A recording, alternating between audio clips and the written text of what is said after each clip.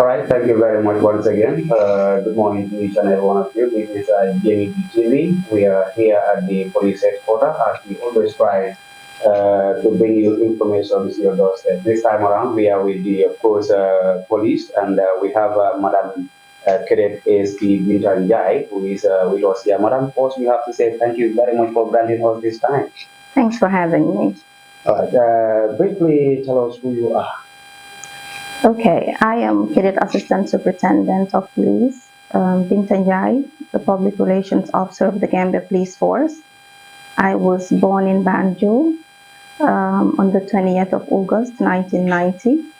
I attended Albion Lower Basic School, the Reverend Josephi Memorial School, Edenic Languages and Professional Institute, Stratford College of Management, the Gambia, where I did mass communication, Nigerian Television College in Jos, where I did television presentation, and I have a BSc in Criminology and Security Studies.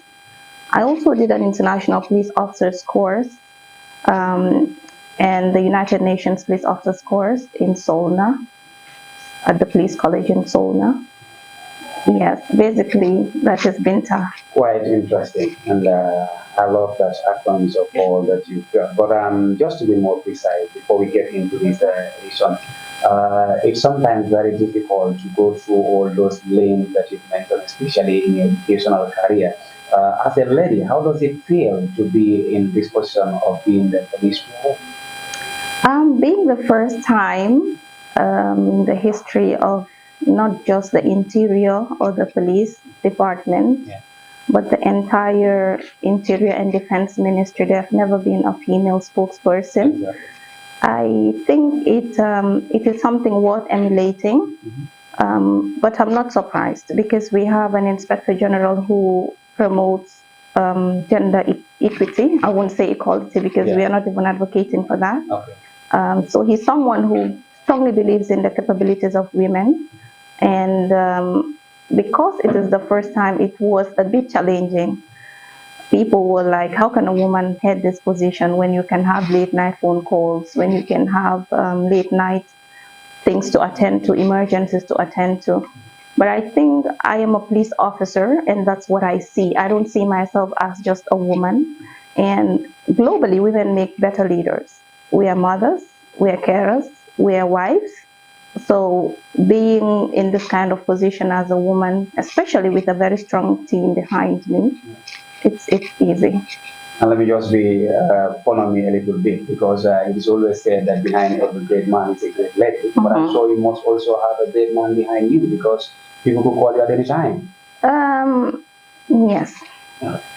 Let's get into the matter in place here. We would like the public consumption, the public to make this understanding, the public on who are the police, what are the responsibilities that are expected to be carried out by the police, because at some point in time, people may attribute certain responsibilities to the police that might not be. Can you just digest this first?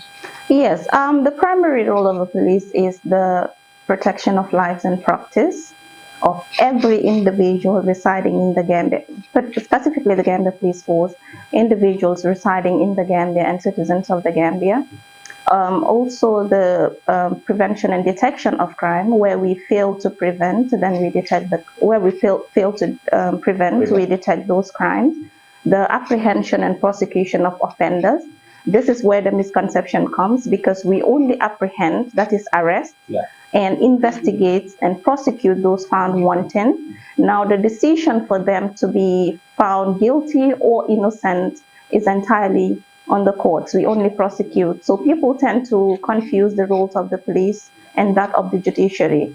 So also we, when we apprehend and prosecute, we also maintain law and order. So it's our responsibility to ensure the maintenance of law and order in the country at any given time. We are the first point of contact when it comes to the criminal justice system. We also have our limitations as a law enforcement body.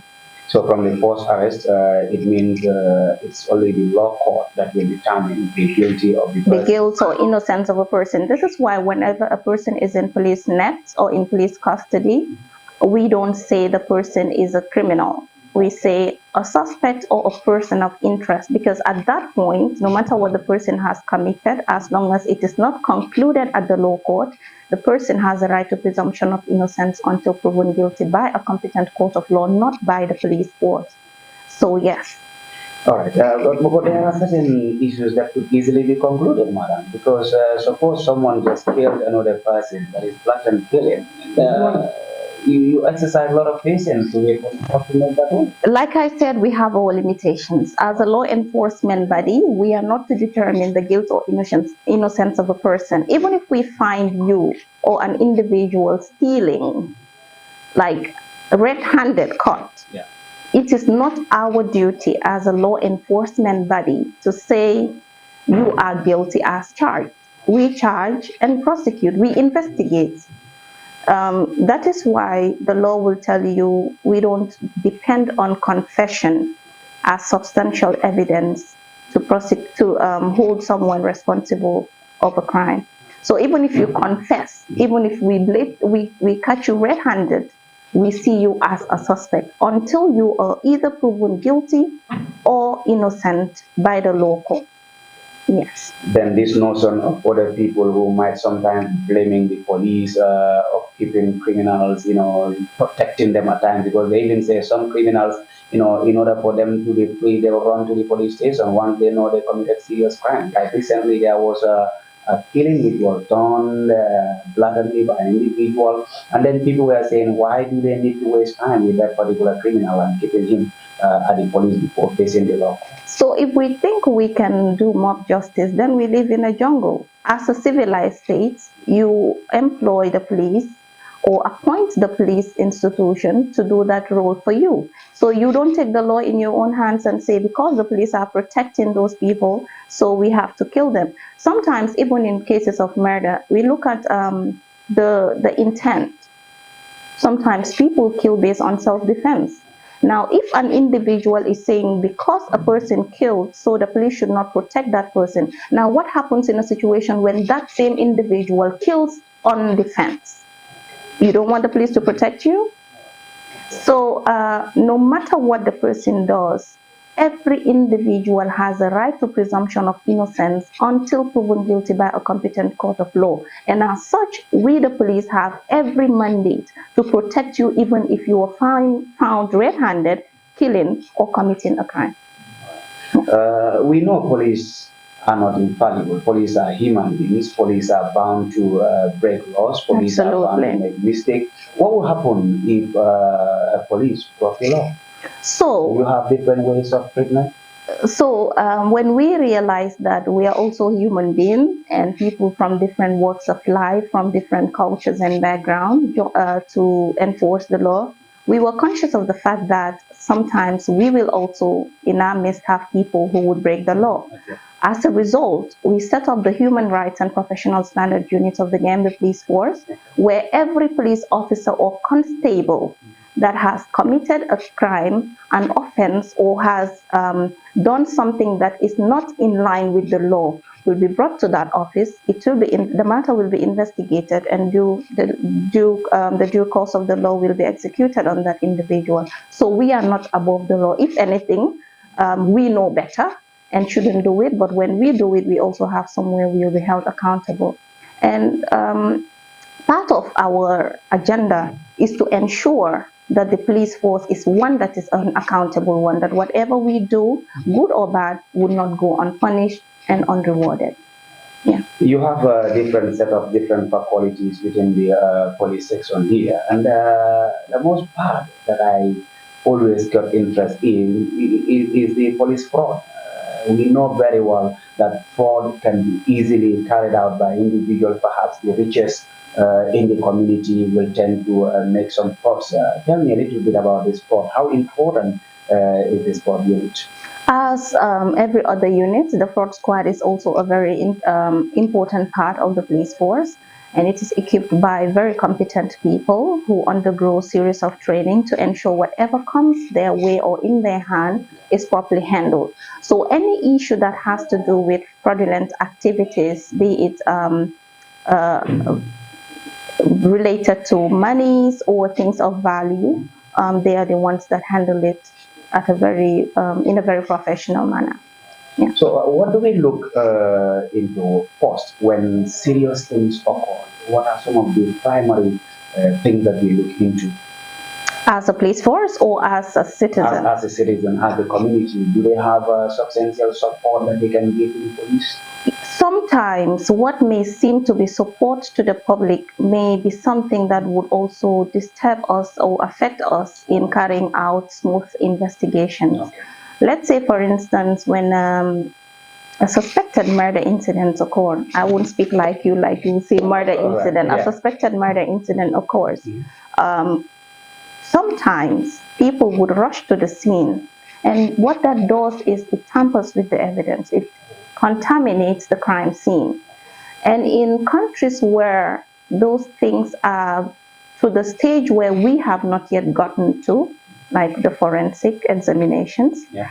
People who are just bystanders could easily be implicated. You can leave a hair follicle, you can leave some part of your body like sweat or something that could be detected, and that can put you in trouble when you were only a bystander. So what we encourage people to do is when they suspect, witness, or know of any activity that is not in line with the law, especially at a crime scene, they should do by all means to ensure they don't tamper or contaminate the crime scene, but seek the attention of the police to respond as soon as possible. Well, this is a problem in our Gambian situation now, because everybody is even as escapist journalists, we have them. So people want to say, I'm the first person who step up onto that crime scene. So it means being on that crime scene, not knowing that it can even implicate you once you get to that kind of investigation. Absolutely. And then it becomes difficult to vindicate yourself because fingerprints can be found on those evidences. Yeah, so it's important people don't get into crime scenes, but to seek police help first before doing anything. Yeah, in the case of the suspected murder incident that happened in Westfield, we commend Gambians because a particular lady called the police attention to come and respond to the crime scene, and that's commendable. Yeah. That is commendable. Thank you very much once again. We're speaking to Madam Binta Njie, who is ASP Guy, on the police responsibilities and the mandate that they carry out. This is GMEB TV. Madam, we now move on to the other question, which is you look at some innocent lives have been taken from the street by these accidents. Sometimes we may call it reckless driving, because most of the driver told me this, that even if they make mistakes, the police will always describe it as reckless driving. How does reckless driving? How is it determined? Yeah. Okay, you know, the factors that lead to accidents are numerous, and reckless driving is one of those. Overspeeding. Drivers say it's commonly used by you guys. The police calling it reckless driving. Okay, sometimes when we assess the situation and know that this could have been averted, it could have been avoided, it's avoidable. Yeah. What do you call that? And it's not in all situations we say that. In driving rules, there are things people are supposed to do and not supposed to do. In a situation where you are told to create a certain distance between you and the vehicle ahead, so driving to a point you can't control your steering and you run over or knock that vehicle, what do you call that? Yeah. So we don't just get up and create those words and frame up those charges. We base it on what actually happened. When you notice, you will see that when accidents occur, traffic officers do their measurements, they do their assessments, they do their investigations. They don't just get up and frame up charges of reckless driving and charge drivers with those charges.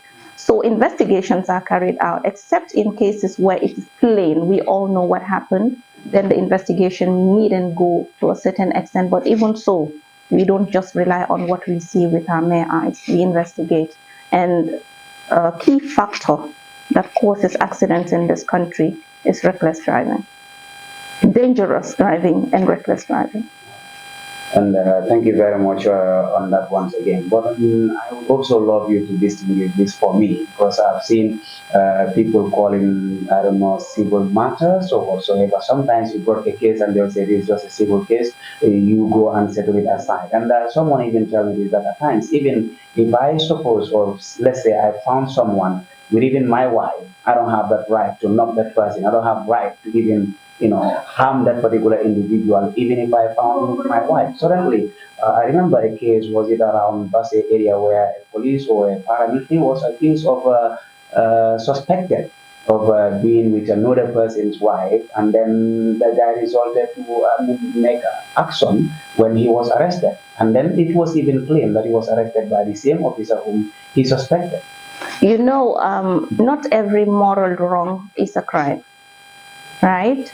We can understand certain things are not permissible morally, but some of those things are not seen as crime because we don't have it in our constitution or our legal documents to say we can punish a person on this. However, it depends on where that incident happened. If it happens in the man's compound, then he could be charged for criminal trespass. Trespass. Yes, that is trespass because you found him in his own house. But that doesn't mean he should be beaten up, or it doesn't matter if the person is a police officer or not, right? So what that person could have done was to report the matter to the police station. If he feels justice is not served, then he can come up to the Human Rights and Professional Standard Unit and actions will be taken because our men are not posted in those regions or in those places to be sleeping with people's wives or doing things that are not okay. We are supposed to serve as public mirrors and protect those people, not to cause them pain, havoc, or harm. Yeah, this will help a lot because we are saying that ignorance is not an excuse to the law. Some of them may tell you this that I don't know what to do, from this stage, where do I go to, where do I report this case? So it means if justice is not served at the preliminary stage of the police, you could go to the, like you say, human rights unit. Okay, not knowing where to go is one thing, but committing an act that you know is not correct is also another. Because it is common knowledge. We all know it's common sense that nobody, no matter what happens, except when you're acting in self-defense, should harm another individual irrespective of what happens. There's the law to take care of that for you. So for something to stand as a crime, there should be elements present. Like you cannot charge someone for theft when all the elements of theft or most of the elements of theft are not present. You can't charge someone for threatening when the elements of threatening are not present. So we look at those elements that constitute that particular crime that we want to charge you with or an individual with. So when those elements are not present, then we can't charge the person with those because we go according to the law.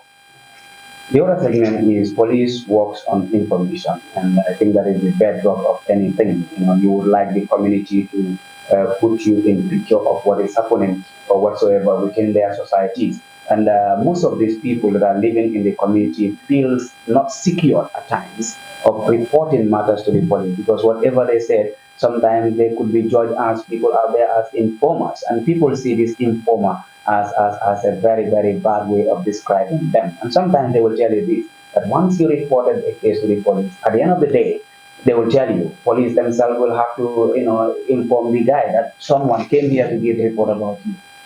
It's unfortunate because that would make the public not have trust and confidence in the police to relay or share information with us. Yeah.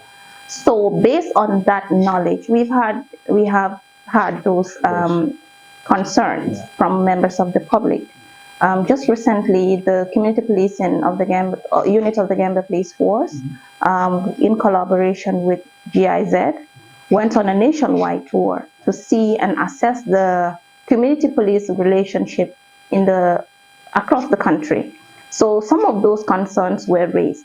Now, what we decide to do is to ensure we train our officers to respect that secrecy and respect the information coming from every individual because that is what we act on most of the time.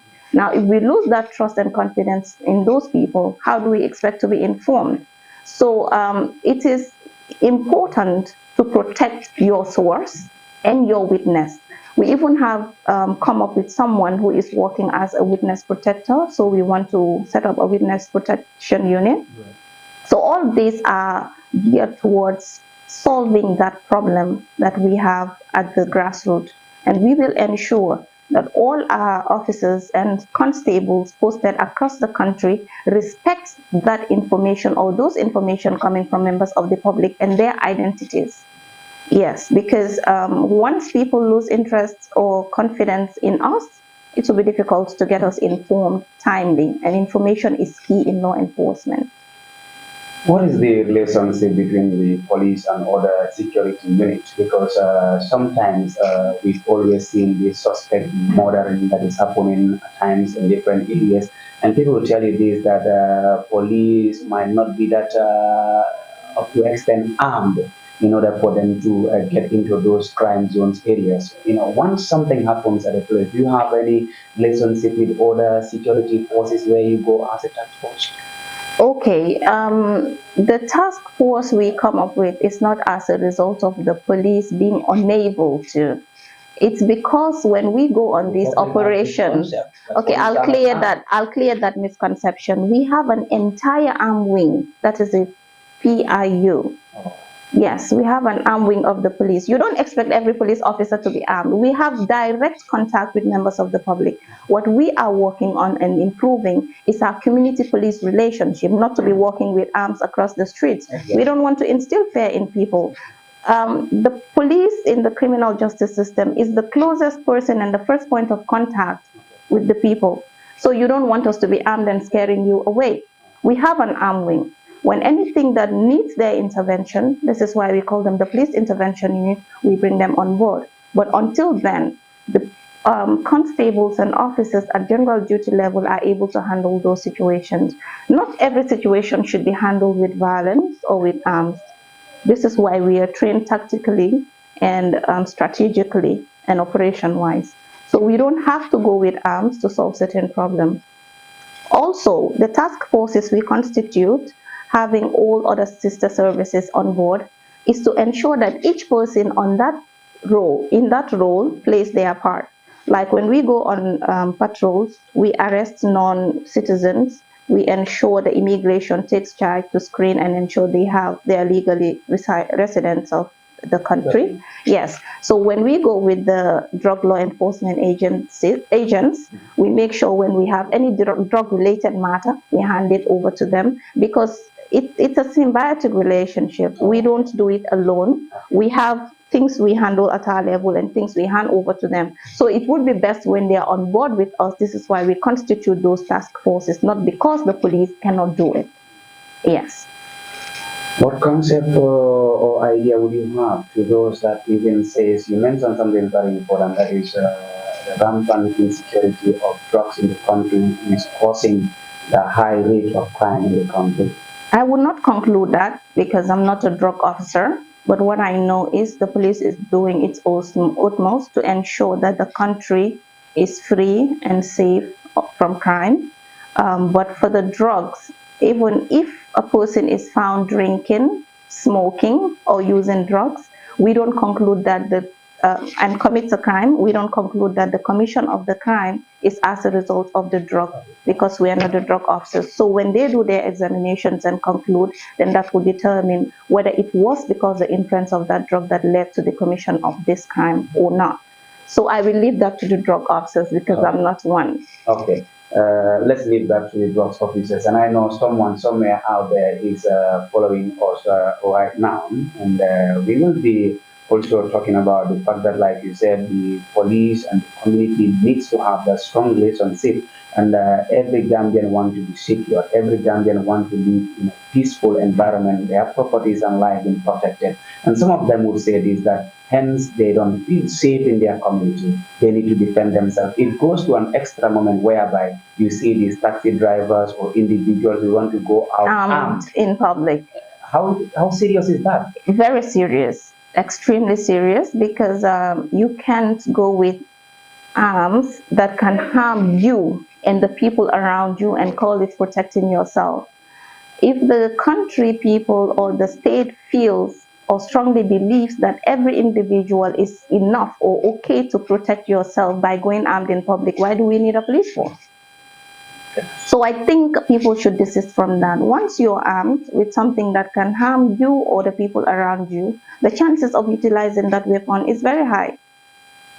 You have police stations across. You have the police hotline. You can call. You can reach out.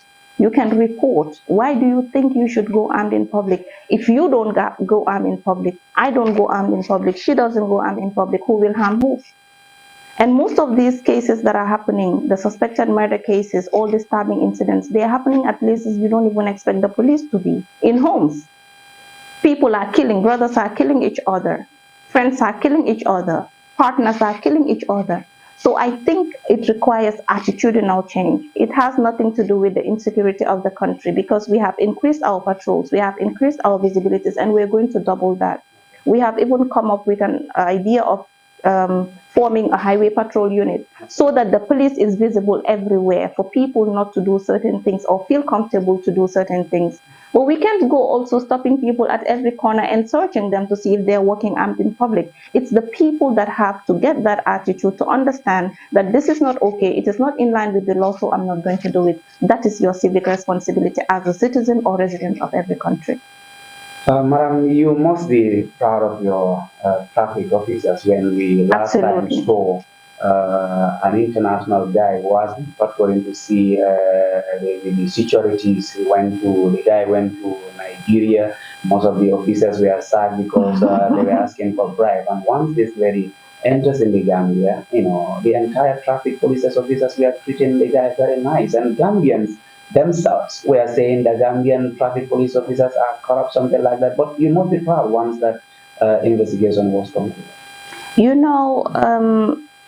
I would not conclusively dismiss some of their allegations, but it is important when people allege people of something, they have evidence against them. And one thing I want people to understand is the fact that the person receiving that bribe and the person giving the bribe are both guilty.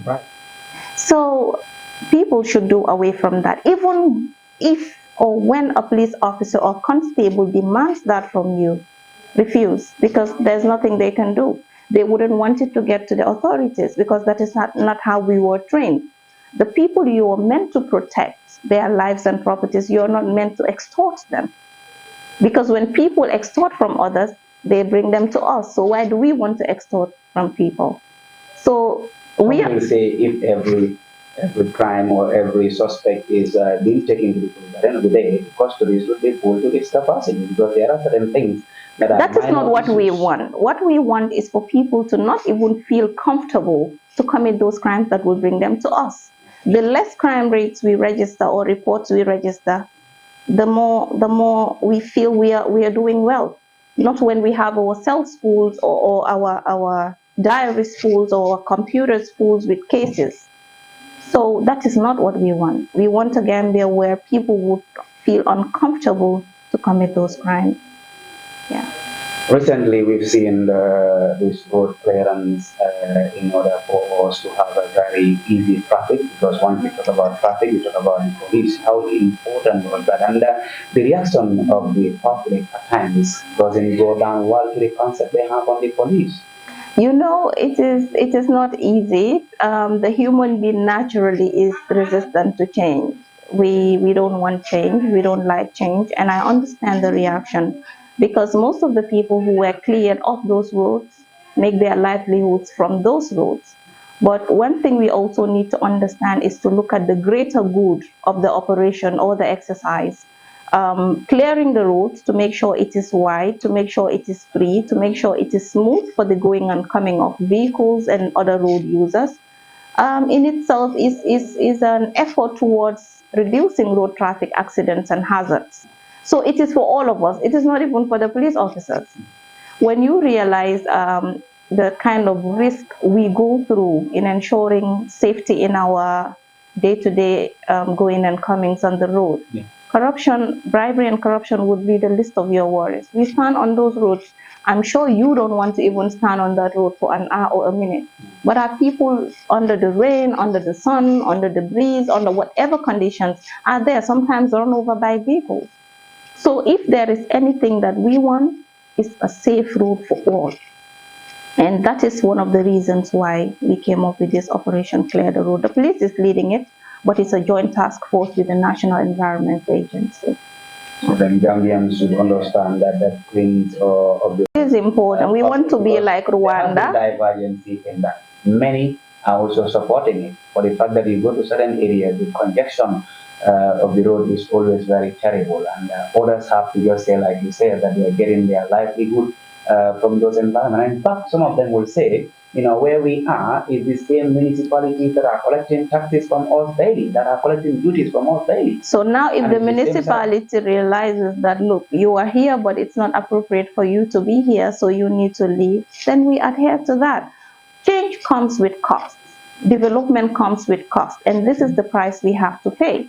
We want to be like Rwanda and other countries that we want to emulate. We have to start from somewhere. You don't go to Rwanda and see the roads littered. So why do we want to be like that country but don't want to take the steps those countries take or that country take to get to where it is today that we want to get to? So we have to pay the price to, we don't want to deprive anyone of their livelihood because we are conscious of the fact that when people lose their jobs, it can make them resort to things that are criminal in nature and it comes back to the police. So we don't want to give ourselves that responsibility of doing something that will bring back so much workload on us. But the reason why we are doing it is because we are looking at the greater good, which is to ensure a safe and smooth road for every road user. Still on the road, we will have to spend another question on that because you're protecting the lives and properties of the people. And what if someone who failed to protect himself, is that a crime? Because we've also seen so many motorcyclists, you know, being apprehended for failure to put on their helmet. Crash helmets, yeah. Okay, the typical example would be when one wants to commit suicide. Oh. You're in conflict with the law. You are not supposed to take your own life. That is how much the law wants to protect every individual. Even your own life, you have no right to take because we will protect you. So yes, the testing officers would ensure that whatever goes on the road and whoever is using that is on the road is compliant to the requirements set out to be on the road. And crash helmet is one of those. You see sometimes how the motorcyclists will be maneuvering between vehicles, and it can be dangerous to not only themselves but also the other road users. Sometimes you'll be on your lane, right lane, someone will just come and bump into you and then cost you your life. So we don't want that. As a result, the testing officers are a bit more strict to ensure that those requirements are met and people are safe on the roads. Yeah. What happens if a very young child commits a serious crime that is underage? Yeah, we have child offenders. We have child offenders, but their cases are not treated like adults. We protect their identities. Yes, we investigate, but we also ensure whatever investigative step we take or whatever activity we do with them, they have a trusted adult with them throughout the process, and that whatever we do legally is done in closed doors because their identities need to be protected. But we have child offenders. What is your relationship with the general media body? Do you censor them? Because now we have even the TikTok journalists, like I said, we have the state news journalists, we have the media journalists. What is the relationship between you and the media? We have a very cordial relationship. I'm one of you, so we have a very cordial relationship. I have an open door policy. I may be very busy and sometimes difficult to reach, but we have a very close relationship. Also, PURA is responsible for the regulating media houses. Where we come in is when they commit things that are criminal in nature. So we step in and also ensure that whatever the law stipulates in addressing those crimes or offenses, we do to the best of our ability. But we have a very good relationship with the media.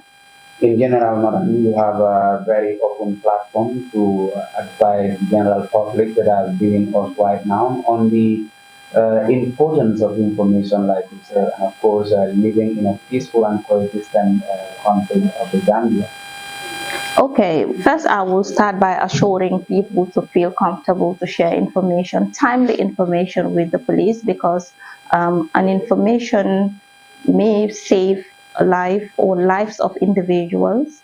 It can also deter people from committing certain crimes, because when they know that whatever we want to do, someone out there is watching and may report to the police, that alone is a deterrent. So that would help. Also, I would urge the general public to desist from being armed in public or engaging in any activity, in any action or inaction that can lead to harming their lives and lives of other people. Yeah. It's a pleasure once again having you in front of our microphones, and I have to just salute you, Mom. And thanks for having me. It's a pleasure. Thank you. Thank you very much. That is GMEB TV. We thank Madam of course, ASP Njie, who has been giving us some insightful information with regards to the police here at the police headquarters. It's a pleasure of being with you out there. We will come here next time. Thank you.